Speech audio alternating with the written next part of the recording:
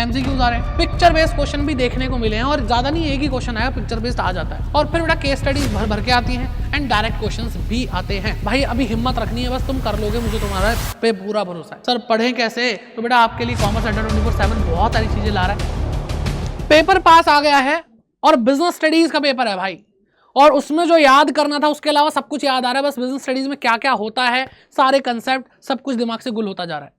तो भाई डरने की जरूरत नहीं है, ये वीडियो आपको हेल्प करेगी। और मिशन है हमारा बेटा 80 आउट ऑफ 80। ठीक है सर 80 आउट ऑफ 80 आ सकते हैं? हाँ बेटा बिल्कुल आ सकते हैं। वीडियो को एंड तक देखना, और एंड में एक स्पेशल चीज है जो आपके लिए जादू की तरह काम करेगी। ठीक है तो चलिए स्टार्ट करते हैं आज की क्लास को, आज की वीडियो को, और बस तुम कर लोगे, मुझे तुम्हारा पे पूरा भरोसा है। ठीक है तो यहां पर सबसे पहले बेटा सबसे पहले देखना है कि बीएसटी को दो हिस्से हैं, जैसा कि आई होप आप सभी को पता होगा। पार्ट ए जो 50 नंबर का आता है, पार्ट बी जो 30 नंबर का आता है। इसमें 4 चैप्टर्स हैं बेटा। कितने? इसमें है 4 चैप्टर,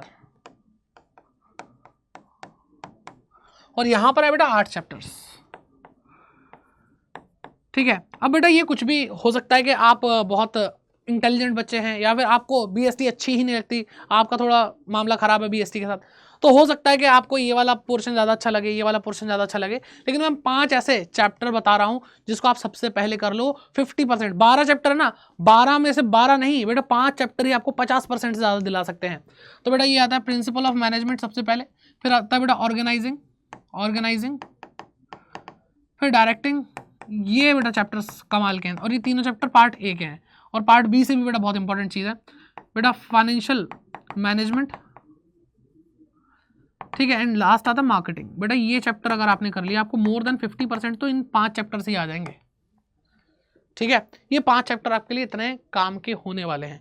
बाकी अगर आपका सब मस्त चल रहा है तो भाई आराम से पढ़ो, कोई भी चैप्टर कैसे भी करो, आपने तो कवरेज कर ही रखा है।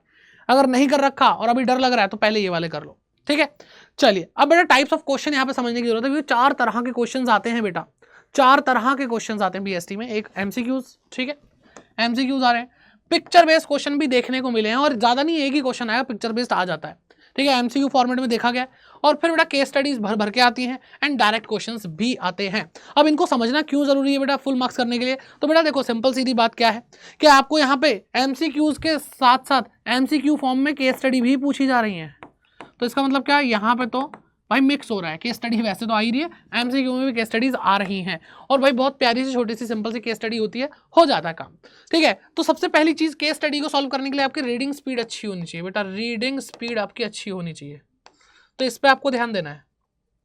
ठीक है पूरा फोकस करके आपको रीड करना ताकि दोबारा आपको पढ़ने की जरूरत ना पड़े। पेंसिल लेके चलना बेटा, पेंसिल से अंडरलाइन कर सकते हो, कोई दिक्कत नहीं आएगी। ओके बेटा तो ये सारी चीजें हैं। केस स्टडीज आपको क्या कहते हैं, यहाँ पे क्रिस्प चीज़ें आती है बेटा, बहुत ही क्रिस्प चीज़ें आती हैं, डायरेक्टली चीज़ें पूछी जा सकती हैं, बहुत आसान होता है भाई। इनमें से कौन सा फंक्शन नहीं है, ये आपको लैंग्वेज में घुमाएंगे बेटा, ये लैंग्वेज में घुमाएंगे। लैंग्वेज इशू आपको देखने को मिल सकता है, कभी कभी होता है ना। ठीक है फ्रॉम द फॉलोइंग कौन सा इसमें से फीचर नहीं है, तो बेटा हम फीचर देख रहे होते हैं, हम नहीं है वो उस पर ध्यान नहीं देते, ये सिली मिस्टेक हो जाती है। ये सारी चीज़ें देखनी है।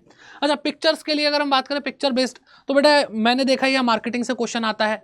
ठीक है तो मार्केटिंग के अंदर वही प्रमोशन या सेल्स पर्सनल आपको फोटो दिखा दी जाएगी, तो आपको पहचानना है। तो ऑल अबाउट कि भाई ये सारी चीज़ जो आप कर रहे हो, ये कंसेप्ट, ये तो भाई तय है कि चारों टाइप के क्वेश्चंस हैं, कंसेप्ट तो स्ट्रांग होना ही चाहिए।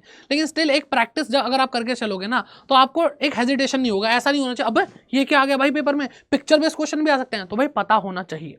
केस स्टडीज के लिए बेटा मैंने आपके लिए कुछ सेशन अभी स्पेशली किए थे, तो आप उनको जाकर के जरूर देख लीजिए बेटा किस तरह से केस स्टडीज होती हैं। वहां पर मैंने आपको केस स्टडीज की निंजा टेक्निक भी दी है, कैसे कैसे आप कर सकते हैं। शॉर्ट में मैं आपको यहाँ पे बता देता हूँ। केस स्टडीज अगर आपको करनी है अच्छे से, तो सबसे पहले बेटा आपको वहां पर पूरा पहले क्वेश्चन रीड करना है। मतलब केस स्टडी रीड नहीं करनी, नीचे जो क्वेश्चन दिया होता है ना, ये केस स्टडी है और उसके नीचे आपसे दो क्वेश्चन पूछ लिए मान लो, तो पहले आपको ये क्वेश्चन रीड करना है। क्वेश्चन रीड कर लोगे तो आपको पता चल जाएगा भाई केस स्टडी में मुझे यही चीज़ ढूंढनी है, फीचर ढूंढने हैं या ढूंढना है वो ढूंढना है। तो फिर आप केस स्टडी पढ़ोगे तो फिर आपको कीवर्ड्स देखने हैं उसके अंदर, क्या बेटा कीवर्ड्स देखने हैं जो उससे रिलेटेड आपको दिखाई दे रहा है। कभी कभी क्या होता है बेटा कंफ्यूजिंग हो जाती है। जैसे बिजनेस एनवायरनमेंट की बात करें तो बिजनेस एनवायरनमेंट में आपसे भाई शुरू करें बिजनेस एनवायरनमेंट से, बाद में स्टाफिंग खेलेंगे तुम्हारे साथ। तो बेटा कंफ्यूज नहीं होना है, क्वेश्चन पे ध्यान देना है, क्योंकि क्वेश्चन बताता है कि भाई पूछा क्या जा रहा है। ठीक है तो आपको उस पर ध्यान देना है। फिर आता है बेटा डायरेक्ट क्वेश्चन। इसके लिए बेटा खास तौर पे बताऊं, खास तौर पे बेटा प्रोसेसेस याद करके चलो, प्रोसेस बहुत पूछी जाती है। और बेटा फीचर्स याद करके चलो, फीचर ये अगर लिमिटेशन भी है, इंपॉर्टेंस भी है, सारी चीजें हैं, लेकिन ज्यादा इनमें से क्या पूछा जाता है बेटा, ये प्रोसेस और फीचर ज्यादा पूछे जाते हैं। ठीक है, तो सर बाकी ना पढ़े बेटा, ऐसा नहीं बोल रहा हूं मैं, लेकिन पहले प्रेफरेंस आप किसको देंगे बेटा, प्रोसेस और फीचर्स को देंगे। फिर बात करते हैं बेटा आगे, और कुछ इंपॉर्टेंट टिप्स हैं जो बहुत ज्यादा जरूरी है और शायद बीएसटी के अलावा बाकी थियोरेटिकल जो चैप्टर सब्जेक्ट है और बाकी न्यूमेरिकल सब्जेक्ट में भी काम आ जाएंगे। सबसे पहले बेटा कि अगर आपका भाई हिसाब किताब बढ़िया चल रहा है तो आप समरी पढ़ो, नोट्स बनाए होंगे नोट्स पढ़ो, नहीं तो समरी पढ़ो। समरी बुक्स के एंड में होती है, जो भी आप बुक यूज़ करते हो बेटा, एनसीईआरटी है या फिर जो भी रेफरेंस बुक्स हैं, अगर आप उनको यूज़ करते हो आप देखोगे चैप्टर खत्म होने के बाद पीछे समरी होती है, तो बेटा उनसे आप रिवाइज करो। अब आपके पास टाइम नहीं है, आपको टाइम अपना कहाँ पे ज़्यादा लगाना है बेटा, आपको सैम्पल पेपर पे आपको टाइम लगाना है। सीबीएसई का sample paper, previous year question को देखना है बेटा, क्वेश्चन पेपर पूरा अटेम्प्ट करना है। और बेटा जब आप ये काम करो तो बेटा आपकी सिटिंग 3 घंटे की ही होनी चाहिए। ये हैबिट बेटा बहुत जरूरी है, 3 घंटे की सिटिंग होनी चाहिए, एक बार में पेपर पूरा सॉल्व करके ही उठना है और 3 घंटे के अंदर अंदर करना है, यानी आप भाई टाइमर लेकर बैठेंगे। एंड लास्ट में ये जो मैंने बोला स्पेशल चीज़ आएगी वो ये रही बेटा, एरर शीट। सर ये क्या होता है बेटा एरर शीट? ये मैंने अभी अभी भाई बच्चों को सजेशन दिए थे, उसमें मैंने बताया था। बच्चे बहुत पूछते हैं सर हमने पढ़ लिया है, हमें सब आता है, फिर भी डर लग रहा है, और सर पढ़ लिया है, सब कुछ आता है, फिर भी क्वेश्चन गलत हो जाते हैं। इसका जवाब बेटा मैंने डिसाइड किया है कि भाई आपके लिए एक एरर शीट होनी चाहिए। तो कैसी होती है बेटा एरर शीट? आपको एक टेबल बना लेनी है कि जब आप क्या कर रहे हो बेटा, सैम्पल पेपर कर रहे हो या प्रीवियस ईयर क्वेश्चन पेपर कर रहे हो, तो आपको ये देखना है कि भाई आपसे जो गलती हुई है वो किस चैप्टर से, कौन से चैप्टर से वो क्वेश्चन और कौन से कंसेप्ट से है। देखो जितना प्रॉब्लम को आप समझ जाओगे फटाफट से कि भाई ये प्रॉब्लम है, आपको अगर प्लानिंग में कुछ नहीं आता और आप ये चीज़ नहीं कर रहे हो तो आपको पता चला मेरे को प्लानिंग चैप्टर नहीं आता, मुझे प्लानिंग, अरे भाई तेरे को आता है, अपने आप को क्यों डीमोटिवेट करते हो यार, तुम ये बताओ। आता है, प्लानिंग के अंदर एक टॉपिक है वो नहीं आ रहा है बस, तो अपनी प्रॉब्लम को बहुत क्लियर रखो। तो बेटा चैप्टर का नाम पता होना चाहिए और प्लानिंग, और वो कितने मार्क्स का आपसे क्वेश्चन पेपर में प्रीवियस ईयर में पूछा गया है, तो आपको वेटेज पता होना चाहिए कि भाई कितने नंबर का ये है और ये कितनी बार बार आ रहा है और बार बार गलत हो रहा है, तो उसकी फ्रीक्वेंसी। ये मैंने कुछ ऐसे ही आप अपने हिसाब से एरर शीट बना सकते हैं, ऐसा नहीं है कि भाई आपके पास यही कॉलम्स होने चाहिए, लेकिन मैं आपको बता रहा हूँ मुश्किल से 5-10 मिनट लगेंगे। आप 3 घंटे बैठो, प्रीवियस ईयर पेपर लगाओ, सैम्पल पेपर लगाओ, आपको 5-10 मिनट के अंदर आप ये एरर शीट भर लो, और अगली बार इसी पे ध्यान देना है। जब अगले दिन उठो फिर आपको नोट्स रीड करने हैं, समरी करनी है, जरूरी नहीं है कि पूरा सिलेबस एक बार जाके देखो, फिर आप अपनी एरर शीट के हिसाब से चलो कि भाई ये गलती होती है, मैं तो इसी को रिवाइज करूंगा, इसी के कॉन्सेप्ट एक बार पढ़ लेता हूं, फिर मैं प्रीवियस ईयर पेपर दूंगा दोबारा से बैठ के। और सबसे ज्यादा लास्ट मोमेंट चल रहा है बेटा, सबसे ज्यादा previous year paper sample paper लगाते रहो लगाते रहो लगाते रहो। मैं आपको जेन्युइनली बता रहा हूं, आपका कॉन्फिडेंस बढ़ेगा, आपका स्कोर बढ़ेगा, 80 आउट ऑफ 80 लाओगे। ठीक है, फिर भी अगर आपको मन में डर है तो बेटा आप कभी परेशान हो तो बेटा यहाँ पे मैं मेल ID दे रहा हूँ, यहाँ पे आप मुझे कॉन्टैक्ट कर सकते हैं।